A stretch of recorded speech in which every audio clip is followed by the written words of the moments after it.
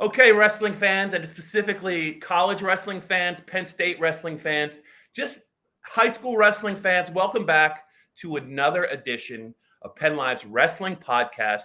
We're going to focus a lot this year on Penn State wrestling, but we want to also get into Pennsylvania wrestling and its tradition, the colleges like Lehigh University. We have a very special guest on this episode. If you're not watching and you're just listening, we have Pat Santoro, the Lehigh wrestling coach, one of the great wrestlers in Pennsylvania history. I'm with Jim Carlson, my partner here. Jim and I know each other for a long time. We worked together at the Patriot News. Jimmy, it's good to see you. We got a special guest. I'm super excited to welcome him in. But yeah, we're gonna get to a lot here. Penn State Lehigh Sunday in the Lehigh Valley. I believe it's 2:00. Very good dual meet. And Jimmy, before I talk to you, I got to welcome Pat Santoro, who is a Bethlehem Catholic graduate. I went to Bethlehem Freedom. We're both, I think, products of the 1980s. Pat, it's a thrill to have you on. Welcome to the show, and I'm sure you're very excited about the upcoming dual meet. Yeah, well, first, thanks for having me. I appreciate it. And yeah, we're very excited about this weekend. I mean, anytime Penn State comes in, how can you not be excited, right? Yeah.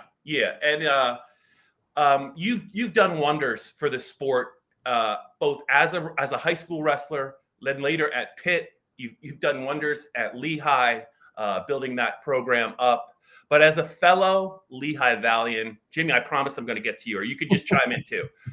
As a fellow Lehigh Valleyan, you've been in the Lehigh Valley your whole life. I'm sure that was a conscious decision. Why has the Lehigh Valley mattered so much to you, and why has staying in the Lehigh Valley been important to you? Obviously, I grew up in the Lehigh Valley, so that's important. My family's here. But I know how important wrestling is in the Lehigh Valley, and it's not going anywhere. I just like walk into a high school gym any given night, and it's packed full of wrestling fans. So that's the main reason that for to be able to coach in the Lehigh Valley is huge, and we love being a part of the Lehigh Valley. Jimmy, you're up. Take it away. Coach, it's the 111th meeting. Penn State Lehigh. I did not know that. That's a lot of meetings. It is. And began in 1911, and not even I remember that one. But what does the rivalry mean to you and the program overall? I think for our alumni, it means a lot. For us, we just love to compete against the best teams in the country, regardless who it is. But I have an enormous amount of respect for the Penn State staff and their program. They're good people. They do things the right way. So I always look forward to going in there, either going in their place or coming to our place and just wrestling, because what it's all about is just going out and wrestling and competing, right, at the highest level. You have the number one guy at 133, Ryan Crookham, Notre Dame Green Pond.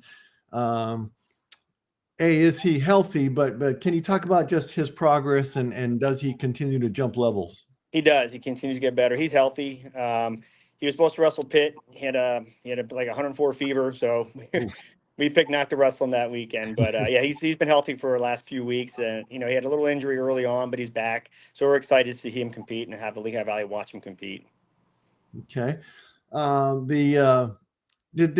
did Michael Beard fit into the program? Right away from the very start when he transferred. Michael's such a great human being. It was he just was fluid, right? He just moved in. We recruited him out of high school, so we knew him pretty well, but the team embraced him. He embraced the team. He's one of our team leaders right now, but just a quality human being. And that's what we're looking for. We're looking for just really good people that are going to be really successful, not only on the mats, but in life. And Michael's checks all the boxes. Well, this week he most likely will get Josh Barr, who, It was bulked up to 197. This week he revealed that he's a hammer. He bought a cow from Tyler Kasak's dad. Yeah, that's the cow story. You weren't ready for it. All right. He went crazy on the red meat to bulk up to 197. He, like you said, he's a hammer. That could be a real brawl. It could be a lot of fun. That'd be a fun match. Yeah, I'm looking forward to that one for sure. Hey guys, just the cow story, and if anyone that's listening or watching this podcast, please go to PennLive and check out Jim Carlson's story on the cow story and Josh Barr and Tyler Kasich. It's just really well done. I think it's fascinating. But Pat, Before I came out to Harrisburg, I covered wrestling for the Express Times in Easton, and that was in the '80s, back when I'm not telling you anything that you don't know, but you had Ray Nunamaker at Nazareth, you had Steve Powell at Easton, you had Rick Thompson at Peaburg, you had Don Roan. See, my recall is good. Don Roan at Northampton, and it was just every weekend. It was just an event. But what I wanted to ask you about with the Cael is the dedication of wrestlers and the determination of wrestlers to get to their very best and to sacrifice. You're always in shape. There's a lot of discipline with your diet, and this guy went the opposite way to gain weight. But what do you think that says about the sport of wrestling and the commitment that's necessary to continue to evolve as you get into college? Well, I love that when people go up. I think that's really important. I think we get too much caught up in cutting a lot of weight, especially in the youth. And it has to happen sometimes in college and high school, which I understand, because fitting in a lineup. But I love to see guys go up. We have one of our two redshirt guys in redshirt. I'd love to use them, but we're redshirting them. Luke Stanich and Max Permilla are both up weight classes. One's up 2 weight classes, and they're doing phenomenal. So at the end of the day, wrestling is wrestling. I think the discipline it takes to either, manage your weight, to go down a weight or get bigger, it's the same discipline, right? So these, wrestling, it teaches a lot of life skills, and I think delayed gratification is one of them, right? I mean, you talk to anybody, going up weight class isn't as easy as you think. It's not just eating a lot of food, it's eating the right foods and spend a lot of time in the weight room, and it's got to be the right weight too. You can't just bulk up and get slow. So the discipline it takes is everybody thinks about the weight cut. I think we're getting away from that a lot more. When our guys are between weights, I always encourage them to go up. Coach, I know you didn't have Ryan against Pitt or obviously Nathan. Is it still a little disappointing though? And have you seen the team bounce back from that match? Yeah, I mean, we'll find out this week. It was very disappointing. I'm very close with the Pitt staff, and we talked a couple times since the match has ended. It was kind of a boring match. I think both teams respected each other too much. It's not the way I know we wrestle. It's not the way Pitt wrestles, but there were 6 matches that we didn't get a takedown.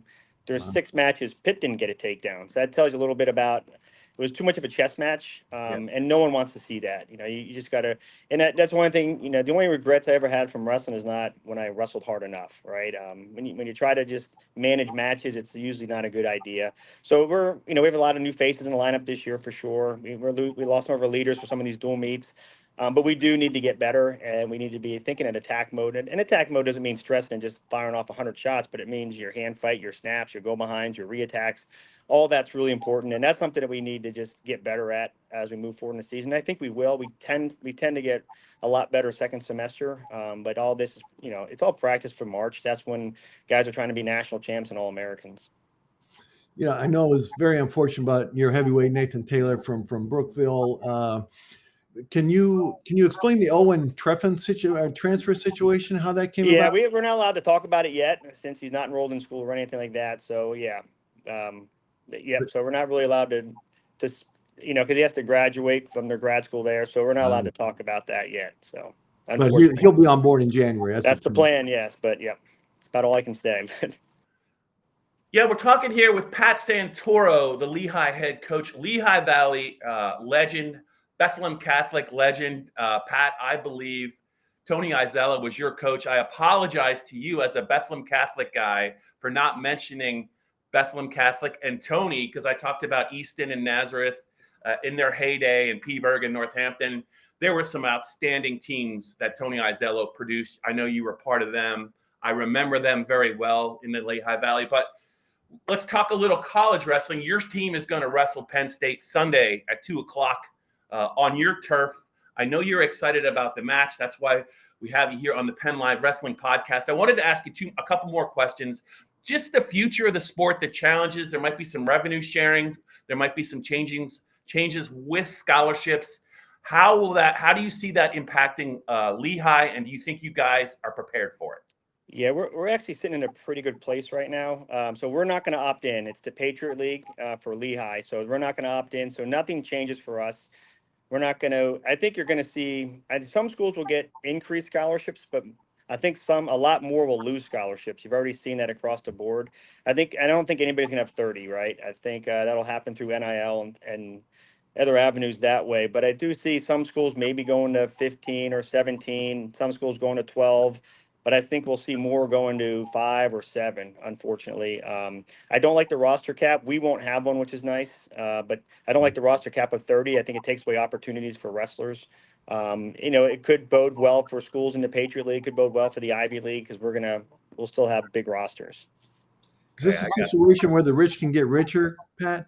Sure. I mean, absolutely. I mean, I don't think any coach really likes the NIL game, but it's part of it right now. You have to be involved in it.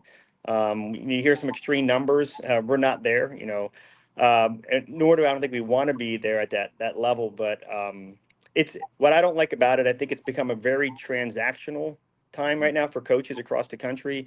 And I don't think, I know for our staff, we really want relationships with our guys. We don't want this about, hey, if you win, you get this, you lose your money. I don't think anybody wants that, but that's what's happening. We see it happening out there. We hear stories of kids that had money and lost money. Kids were promised money, didn't get it.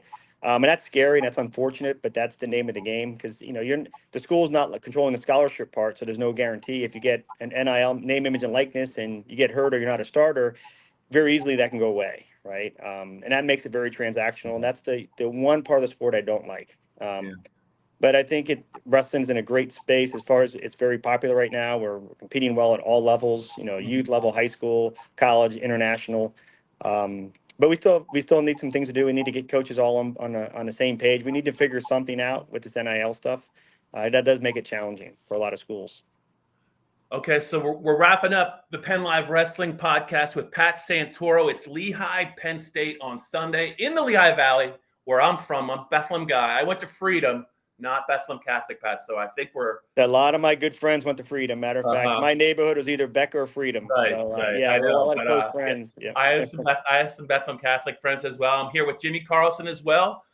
Just before we let you go, Pat, I did say as we start this podcast out, if you could just take maybe your Lehigh wrestling leader hat off. I just wanted to ask you about Cael and what he's done, how he's kind of shaped the sport, not only as a competitor, but what he's done at Penn State. Are there a couple things maybe when you just look at him that stand out to you? I know his record speaks for itself, but I think a lot of fans are just curious about how this guy, who's not really from Pennsylvania, has come in and in a very short time just been able to build a very, very impressive program. I just wanted to get your thoughts on maybe what he's been able to do and kind of what stands out to you maybe as a program builder. Well, I think the biggest thing, I think he's changed wrestling. I think it's more exciting because of him. Not only as an athlete, watching him through NCAAs and watching him for his Olympic run, but he had a great coaching stint at Iowa State, now coming to Penn State. The kids love being there, right? They're very grateful to be wrestling, right? And I think that's what we want. America needs that, right? We need to be more grateful for things we have and than we don't have. Sure. And I think he's done a very good job at that. I think they have a belief system, and they have a lot of like-minded kids that they just believe in what they're doing every day. And I think it's a great environment. Like, I don't want to build Penn State up too much, but I do really appreciate what he's doing for the sport. I think I know their staff. They're good people. I like talking with them. And I just love competing. I can compete against them and with them. But it's really cool to see Pennsylvania wrestling having elite programs. And Cael's risen the tide for everybody in the country, right? So it's made wrestling better. Yeah. Pat Santoro, Lehigh wrestling coach, Jim Carlson, PennLive college wrestling writer extraordinaire. It was great talking with both you guys. We'll be back next week. Thanks for having me, guys. Thanks, Coach. See you Sunday. Thanks. Yep.